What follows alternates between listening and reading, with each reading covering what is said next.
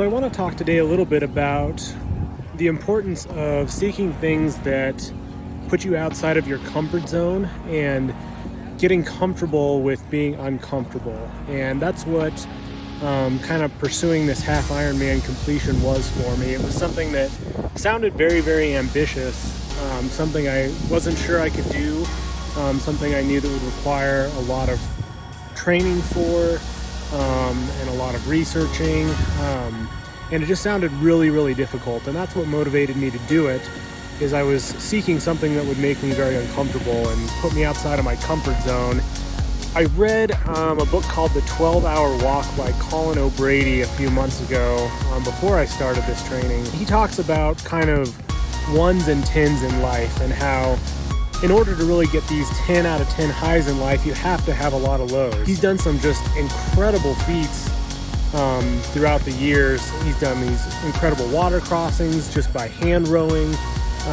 He's hiked tons and tons of mountains in record time.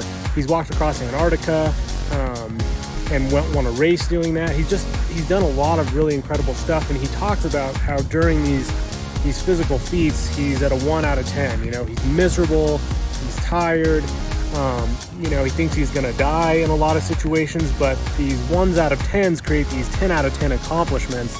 And that was very similar to my experience with just doing a half Ironman.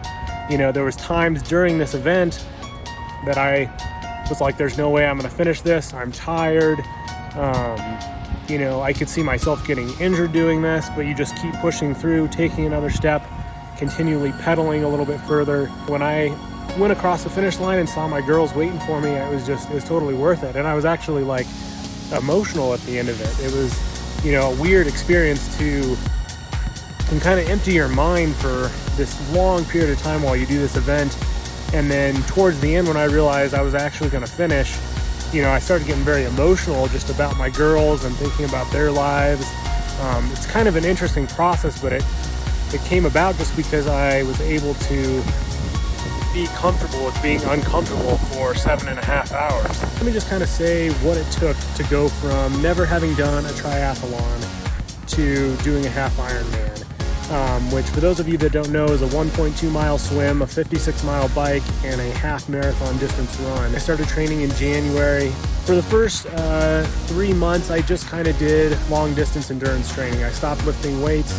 I did a lot of long runs. I did a lot of long bikes, and started getting in the pool and doing some long swims.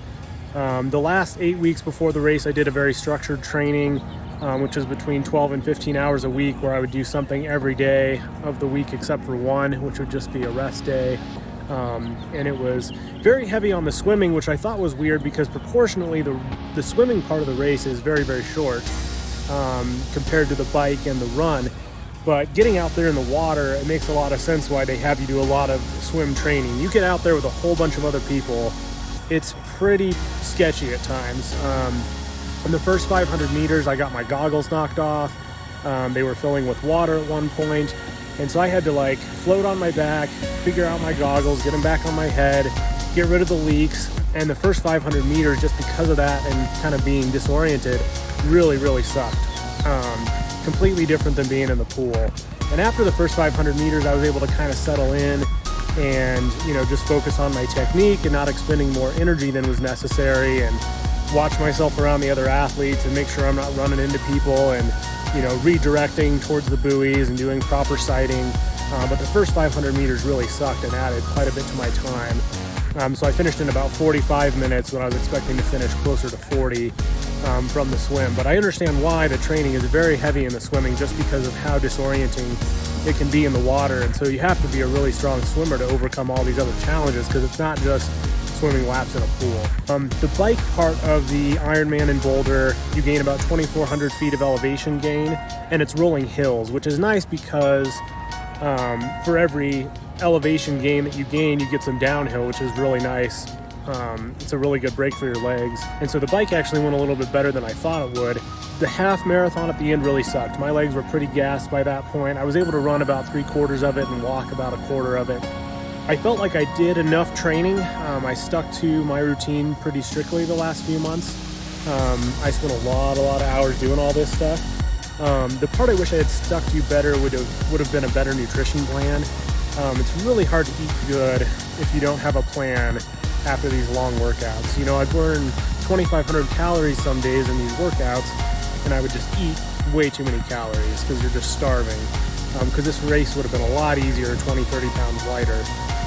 And you look at these, you know, absolute pro athletes that are finishing this thing in 3.5 hours, their body fat percentage is extremely low. They're really, really small guys. But fortunately, I did the training, and so, you know, the race really felt pretty good overall. You know, I did not have a lot of muscle cramping or anything like that, and part of it's throughout the race. You know, you got to make sure you're hydrating and eating plenty of food and getting a lot of glucose in your system, so your body can keep sustaining the activity. And that part I did well. I hydrated really well, lots of electrolytes, and lots of nutrition throughout. But if you're debating doing a triathlon or an Ironman or a half Ironman, I absolutely encourage you to do it. It's a very rewarding experience. Race day is just really, really fun. You're out there with just people that have all been working towards this. A lot of them are very experienced, having done multiple of these, but they all are pretty top-notch athletes. I mean, you don't typically see someone like me who decides to go do a half Ironman with no prior triathlon experience. So you're surrounded by a lot of people that really know what they're doing. I will say, if you're debating it, you know, the lead up to this was very time-intensive training-wise.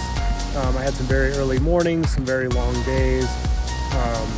You know, fortunately, I had a lot of support from my wife to watch the kids and allow me to do these, you know, really long training days that sometimes topped off at 5.5 hours of working out. But it's very, very time intensive. So, you know, keep that in mind if you're debating doing one of these. Fortunately, the weather that day in Boulder on June 10th was very, very nice. I don't think it got above 75 degrees. It became very overcast for the afternoon when I was getting into the run, which was really, really nice.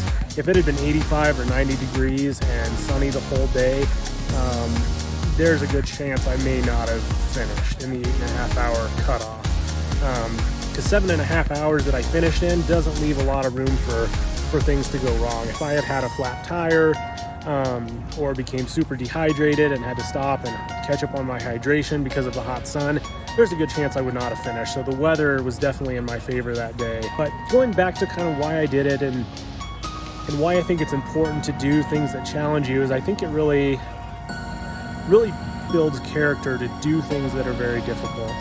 PA school was another big accomplishment in my life that really sucked while I was in it. PA school was a lot of 1s out of 10s. It was me being gone for month-long periods of time in other cities in Colorado where I couldn't come home, you know, for long periods of time. I drove to Denver every single day, which really sucked. I wasted hours and hours in traffic, you know, studying every night, staying up late studying, testing every week. You know, that 27 months of PA school really sucked. And there was a lot of 1s out of 10s in that period of time.